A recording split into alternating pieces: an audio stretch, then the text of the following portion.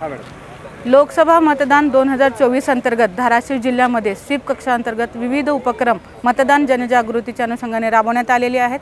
मतदानाची टक्केवारी वाढवून 100% मतदान करण्यासाठी आम्ही वेगवेगळे उपक्रम जिल्ह्यात घेतलेले आहेत। विद्यार्थ्यांकडून चित्रकला, रांगोळी, वक्तृत्व असे विविध स्पर्धा, त्याचबरोबर विद्यार्थ्यांना मतदार दूत करून पालकांपर्यंत मतदान करण्यासंदर्भात संदेशपत्र हे आम्ही पोहोचवलेले आहेत।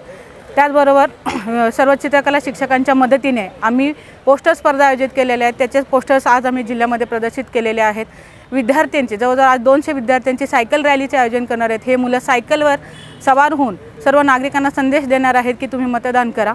तसंच उद्या आपल्याकडे जवळजवळ 2000 विद्यार्थ्यांची मानवी साखळी आयोजित केलेली आहे। मानवी साखळीच्या माध्यमातून मतदानातून एकजुटता निर्माण करून लोकशाहीला बळकट करण्याचा संदेश हे विद्यार्थी उद्या सर्व नागरिकांना देणार आहेत।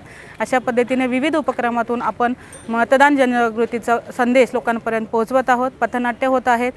माझं आणि आमच्या सर्व टीमचं आपल्या सर्व नागरिकांना आव्हान राहील की आपण आपल्या मतदानाचा हक्क बजावा आणि आपल्या लोकशाहीला एक बळकटीकरण करून द्या। धन्यवाद।